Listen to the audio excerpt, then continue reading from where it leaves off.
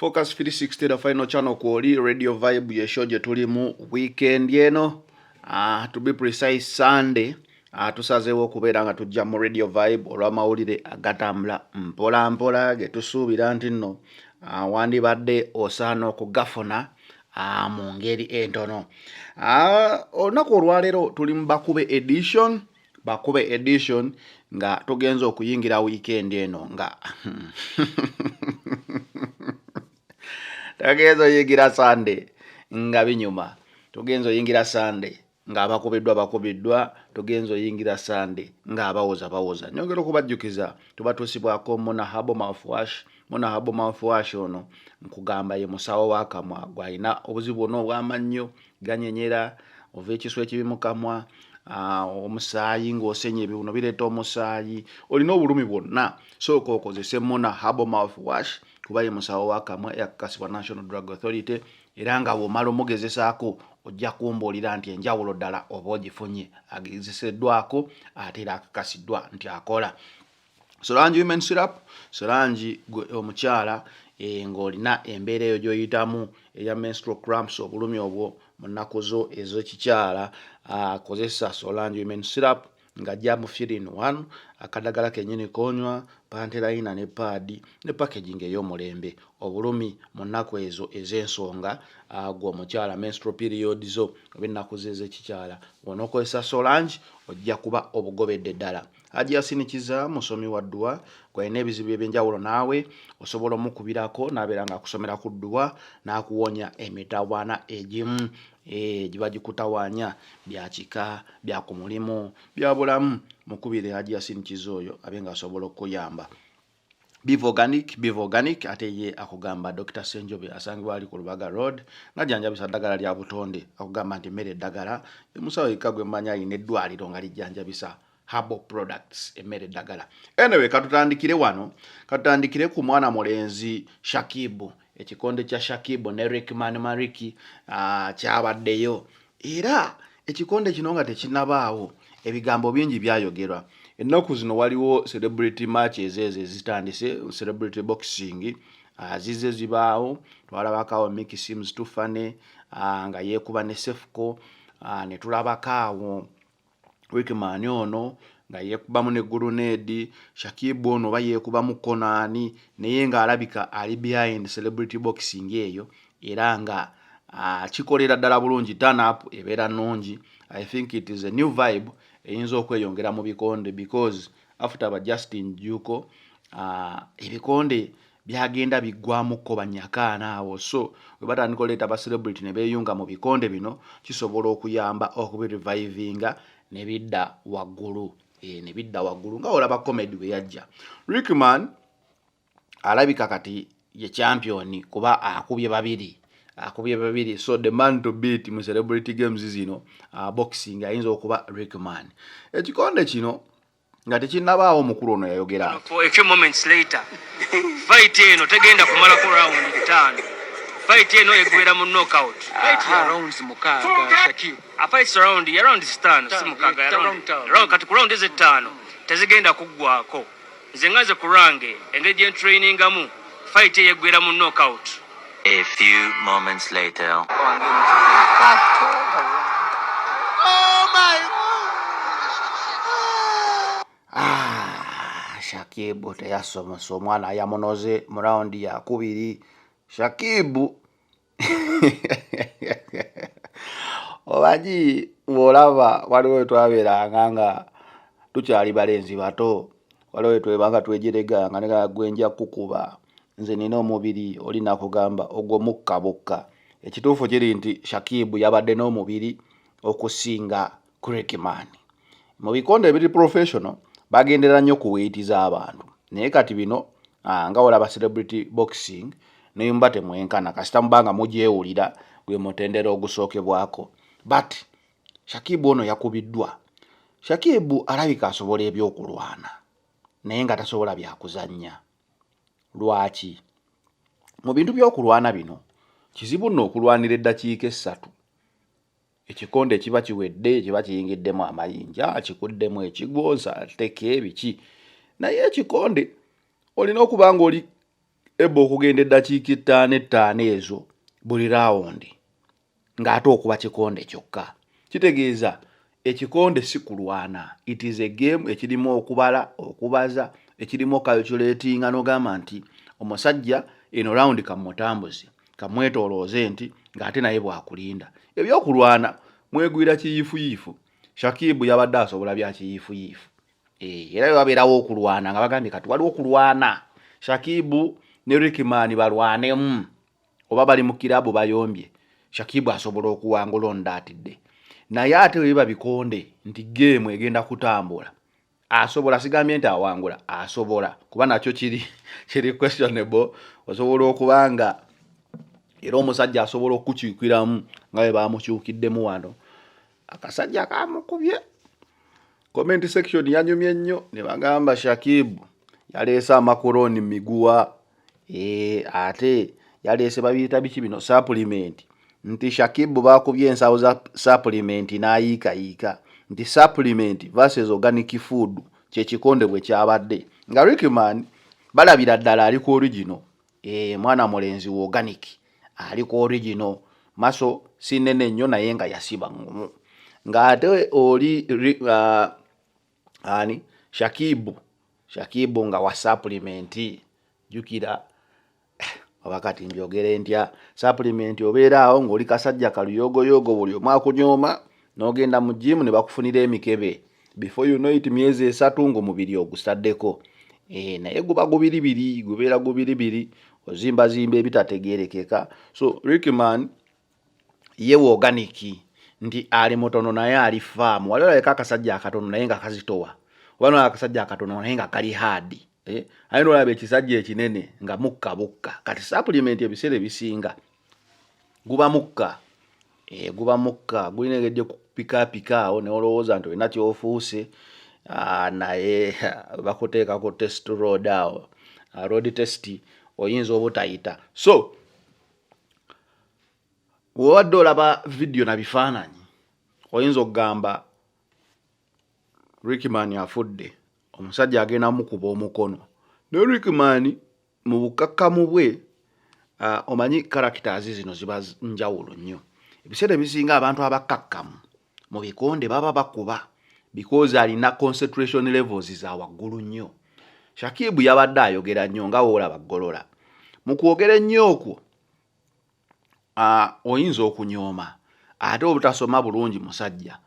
Akasajja kamukubye ng'ensawo y'obumonde. Kamukubidde nno ddala. Abasiiga bagamba nti ekikonde kino kirabika tekyabadde kya ddala, alabika ya divings nedda ssebo. Bwe bakukwata eŋŋuumi enzika gyokka teba controlled oyiika buyiisi nga bumonde, nga nsawo ya bumonde oba nga mukyere. Kye kyatuuse ku mwana mulenzi ono Shakibu.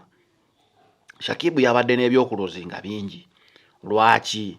Shakibu alina mukyala we Zaituni yabaddewo. Kati woba ali obaddeko mu muzannyo pressure ebeerawo awo nga omwagwalawo waali. Omwagwalawo nga waali kyova olaba n'abasambi b'omupiira okuggyako ng'amaze kufuuka professional nnyo ne waliwo bino bye tuzannya ebyokuzannya oli wewabeerawo girlfriend wabiki alina omupiira gwakuba ogw'ekisiru kamba pressure yemuyitiriddeko ayagala kakasa okitegeera. So kakwafekitingamu. Kati Shakibu is not a professional boxer. Okubeera nga ali mu ringi nga Zaituni atudde wali ka pressure ako nako kajjirako. Jjukira mukyala w'ono omukulu already bayina social media y'amaanyi nnyo ate baba criticizinga nnyo bagamba Shakibu muto kwoli. Simanyi myaka gyabwe sinze ninendaga muntu zaabwe naye pressure eyo tonswaza. So tugenda oyingira mu fight eno nga Rickman sigamba nti girlfriend we teyabaddewo naye nga taliiko pressure. All cameras were on who? Shakibu ne Zali. Era awo kyabadde kisobola okwongera omusaayi gwa Shakibu okuddukira waggulu kuba ye yabadde man to beat. Okitegeera ye yabadde man to beat. Kitegeeza ono yazenga Rickman yazenga underdog. He has nothing really to lose. okitegeera kyokka nga ate Shakibu alina okuluzinga buli kimu. Nina akantu ke nalabye wano akamwana mulenzi Umalukisekka, omanyi bw'oba okola gino emirimu olina abantu abakunyumira, kati Umalukisekka onanyumira nnyo naye n'akantu ke yayogedde. Omanyi lwaki omugagga tayiga kukuba ssama okujjako ng'agenza okugaggawala ng'azimanyi? Badde sibagite omugagga tayiga kukuba ssama. Olwedda ayina ekyokufiirwa, ayinamu akasente, obulamu bugendera awo. Tebatawaana, omugagga takezesa. Ebintu ebimu mukole okusalawo nga tosalawo nga ffala. Oli muvubuka ofunye mukaggoko, South Africa yonna ekumanya obuwala wano bubeera wano. Senga nfuna omusajja nga Shakibu, senga nfuna musajja nga Shakibu. Mami atudde wali eri nga bagenda bakukuba weegaala bw'otyo. Ebintu ebimu byetaaga kibalo. Nogaye kati wano mba nfaaki.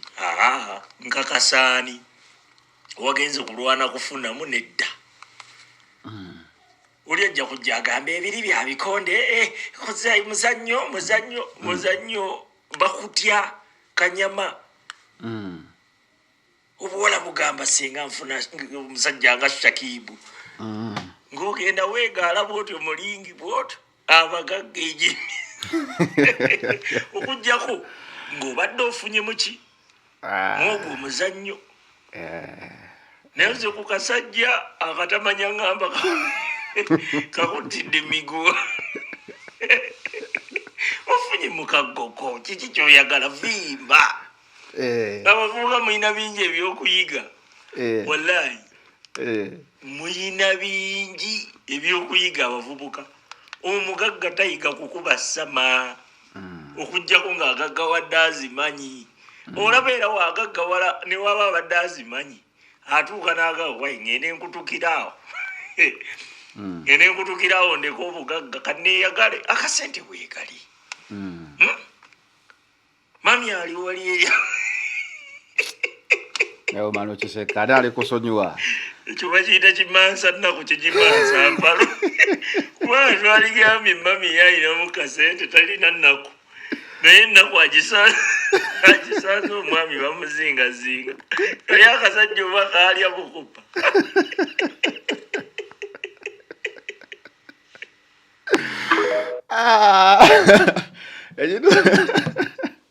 Ekituufu kiri nti Rickman wadde muyimbi, Rickman yali boola, yagezaako gukubira eyo Sweden gye yali. Kitegeeza alinako physical build ups ze yakola ezamufuula faamu nti okuyimba yajja nti maybe eri yali tasobolayo ku mupiira nga gwamulema naye aba yajjuza ebintu ebimu. Kitegeera kati Rickman ali hadi. Omusajja n'agamba omusajja e Sweden tebalya bukupa Sweden naye just yakajjuza. Kati mwana mulenzi ono ani Shakibu ye bwe tumumanyidde naye alina we yajjuza. Shakibu naye alina we yajjuza. Kati endowooza owulidde nga bagamba mami. Kati ekizibu ekyabaddewo naye ono Rickman ono aleka yajjuzaawo awo. Naye Shakibu baba kuba muzannyo gwa best motel.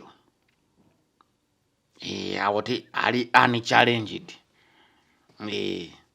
Oba ever equaled, oba ever challenged but never equaled. Kubanga sebo omuyaye wasuuliza omusajja East African sita n'omusuula zaako omukazi.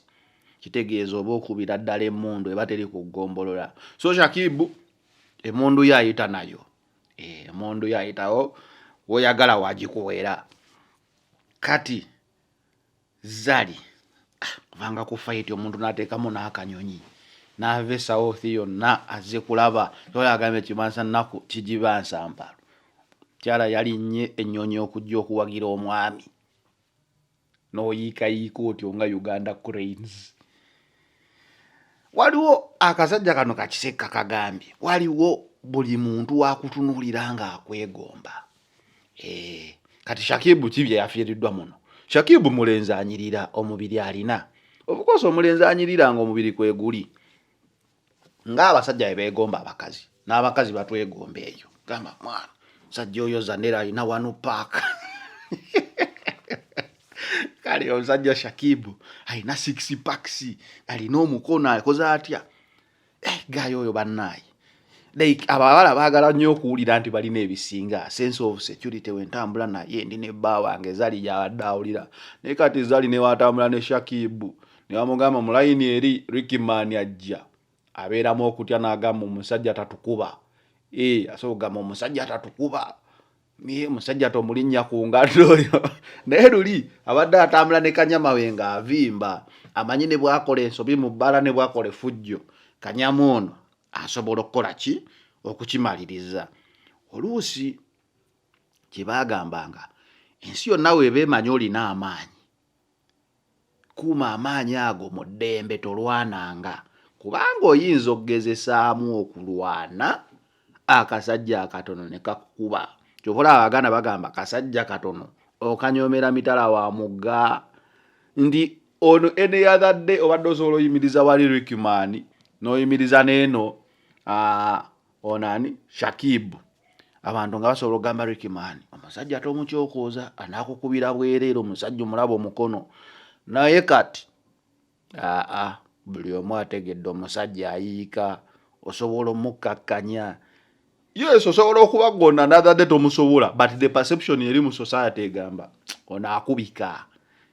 Onaakubika. So admiration eri abakazi gy'abadde nayo nti omusajja ono alina omubiri, omusajja ono biki ekendedde eze wa Ricky Man. Kati Ricky Man yakola ki? Yagirina yeseddume y'ekibuga kino. Yeseddume ekuba abantu bonna. So Ricky Man mubakkakkanya awo kati yagulina omupiira Shakibu gwamuvuddeko. Ekirala ngono wagambye nti kale si bya ssente, naye ate munnaye omugagga nga Shakibu bw'amala okufuna ssente ze ng'anoonya waaziwummulizaako oba watwalirako birowooza akole ki? I think it is leisure. Agendeko mu bikonde. Naye Shakibu alina okukimanya nti ebikonde nga bino emirundi egimu mubisitaginga n'otaluuzinga osobola okukaringa on. Okitegeera ebikonde byonna wulira birimu fixing nyingi nnyo. Osobola okugamba kati nze nja kukuba, kati tuteesabe remaki, kati tukole bwe tuti. Olina okuyiga, osobola n'obbisuula draw. Okitegeera osobola n'obbisuula draw n'ogamba wa kikonde kino nkisuule draw. Naye webityo ebyazze omusajja yakubiddwa bubi nnyo n'ayiikayiika. Bamukubye n'ayiika. Omusajja yayiise ng'obutambi bw'obulaba. Naye akatambi akasinze okunsanyusa olunaku lwaleero katambi ka mwana muwala ka mukazi ka mukyala Zali. Omukyala Zali alagidde ddala nti munno mukabi ye munno ddala. Ng'ensi yonna emaze okuva mu Shakibu, Zali yabaddewo. Yabaddewo nnyo. Ekyo nno kikulu abakyala okuyiga okubeererawo babba baabwe. Ekisooka yabaddewo ng'alinya ennyonyi. Teeberezaamu senga Shakibu yakubiddwa nga teryamusaasira. Njagala okifumiitirizeeko kuba akasajja kaamukubye n'ayiika. Nagenza olaba mu ringi yonna nga buli omu adduka taasa omugagga tatufaako. si omugagga muko omugagga muko omugagga tatufaako bannaye tunaabiwoza tutya. Zali temumuza mu bwannamwandu. Okitegeera kuba akasajja kaamukubye eŋŋuumi. Akakato nange nasoose nentya niŋŋamba omusajja tafa.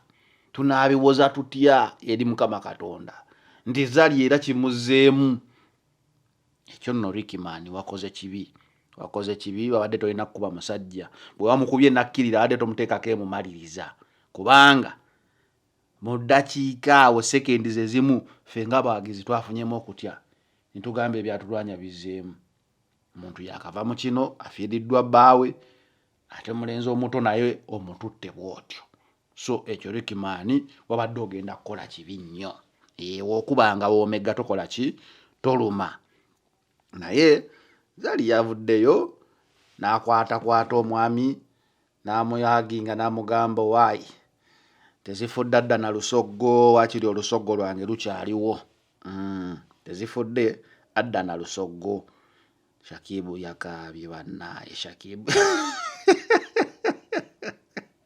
alabika zali yadde sidikawo baby mama takunarudi asako wabbere yekagwayo katya bannaye munyambe kakayimba ako kajjukire eddanga tuli bato neno oba ayimba kayimba ako oba okuze sigamba nti nkuze ngambye oba akayimbako sidikawo baby mama takunarudi asako wabbere sirikawo baby yali ani akayimba yali Rastarobo ng'erinnya Rastarobo wendi ogera mu mboozi ne Zari ne Shakibu likwatagana yali Rastarobo Emperor Orlando we bato we baali sibijjukira nali muto naye nabiwulira naye simanya ani yakayimba naye oba akawulira n'okategeera n'oba tewakategeera nga nze era oba okuze naye abakyala muyiga okubeererawo babba bammwe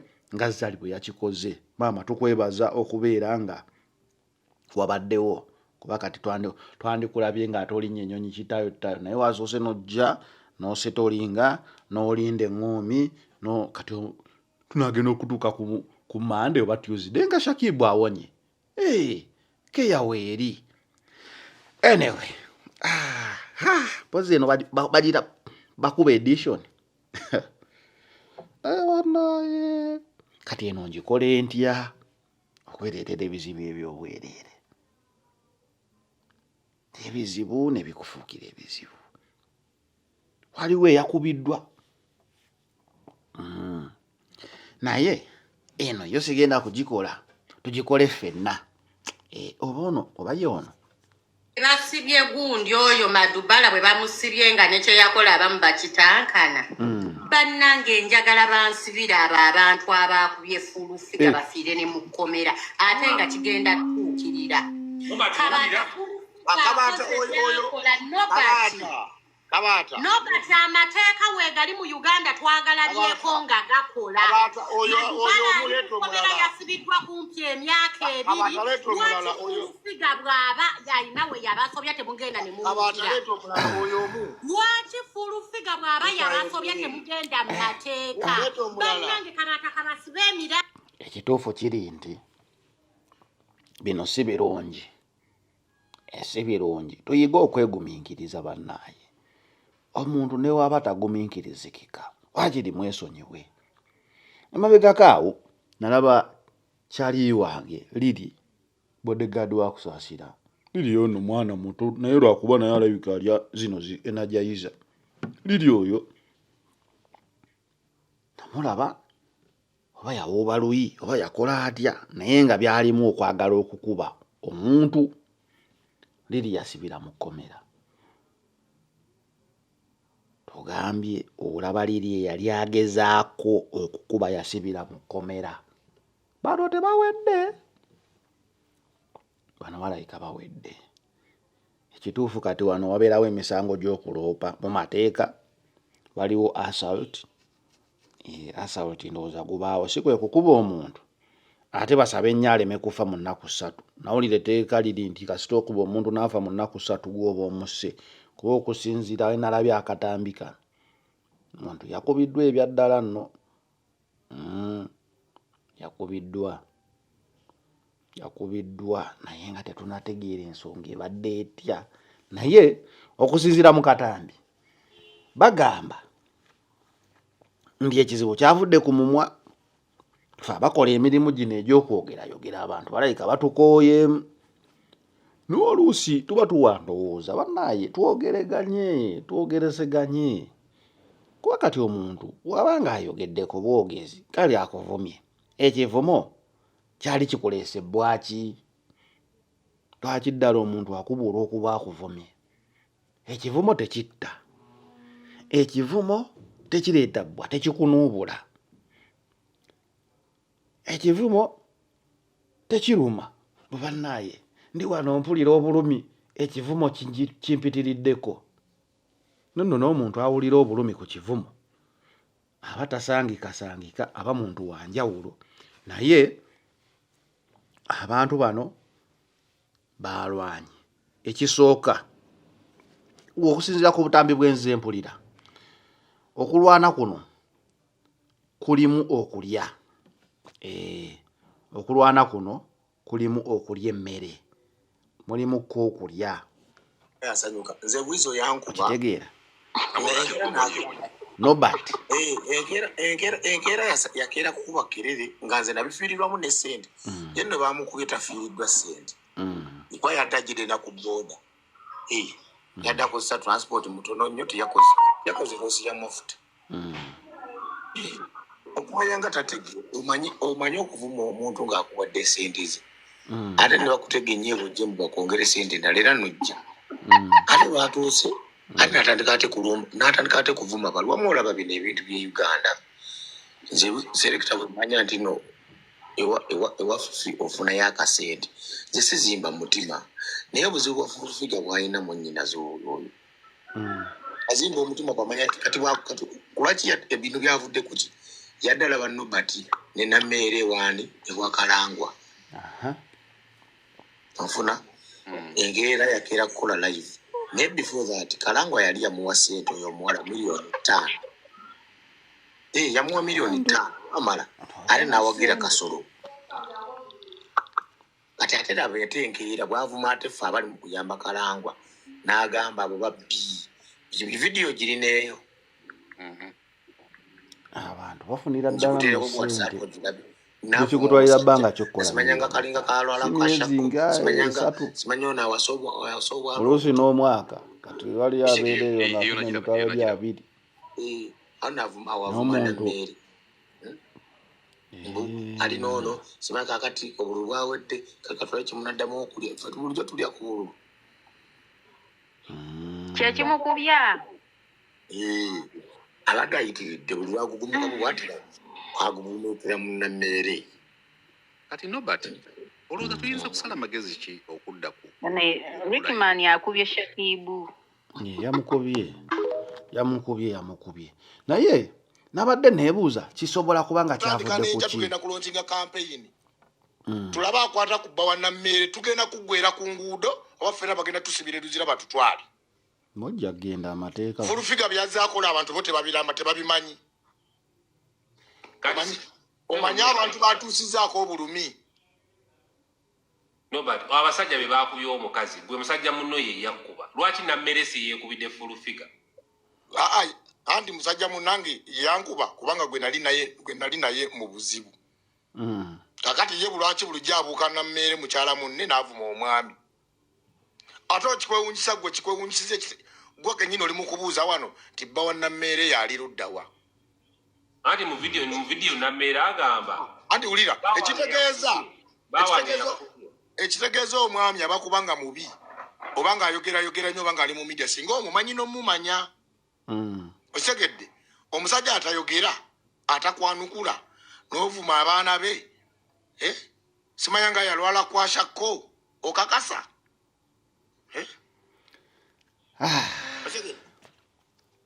omanyi n'olw'ensonga eyo mbadde tulinda olunaku lwaleero ffe twayagadde bisooke biggwe ng'ab'omunju atandise kulimba bwe baamubyeko amasimu bwegasima ga bukadde 25 ye buli kaseera mubeera mu byambeera yakubeera nga ajja ssente mu bantu naye wamba mwena abali ku live eno mu birecording mu bisharing kakati omwami wa Nammeere jju omwami wa Nammeere jju kuba yamanye ebiruma Bannayuganda naye ekituufu kiri nti kooti esobola okugoba abantu abamu negamba temudda kubanga Honorable Kalangwa afunye ekizibu kyababbi okumwetooloola emizi n'emizingiriiti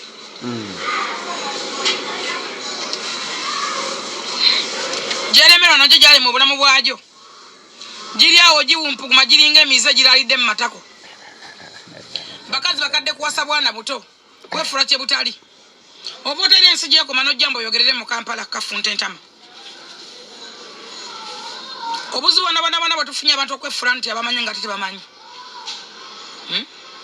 Kati kalanga mwamaze mubba ssente mwagala mwono nena sendera mugenda mbaloya simanyi mugende luddawa mumuli baloya nga mulina ebizoya mu byomala ndabyeko ne promota naye amwezinzeeko ndabyeko na waso bwana obutono alepinga obwana naye amwezinzeeko ze mwaberezi bamala akalubuli muntu abaana okuwangulwa ndekera okole byekisirusiru kati ononya mubba ndala olisa akalenzi kakulema okulisa otana kukatambuza mbantu kade kasiwukidde mu nyumba bululu bugenda kuggwa konna kale awo kakonzibye kalinga kalwala emmeme kalwala nnyina abo kalwala ki tuulako mukazi gwensi yakukoowa ate katonda yabakuba omuggo nekitaawo n'ayitaawo fami twali twajetamwatamwaddamu agasa ki abantu nente zebabawo okuyamba abantu mwazibba mwabagasa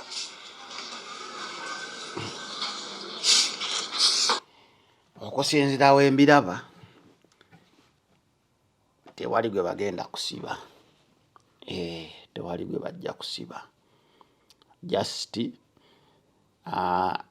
kulya mboozi za lubuto nsonga ya lubuto eyaleese obuzibu but ekikola ky'okutwalira amateeka mu bigere ne mu ngalo si kirungi. Omuntu aba yakusobeza nga akozesa kamwa awaayi kati oba guno ngusale ntya mulowooza ngusale ntya guno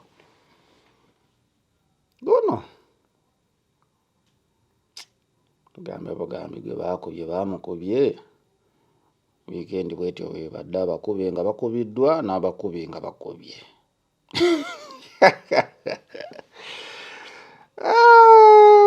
Mukama Katonda era akafa omukkuto kaba kakkuse kuba kati mpuliddemu ssente buli omu yalidde obwo obuteke n'ebikonde busobola okugyamu obukadde 5 ng'oba obufunye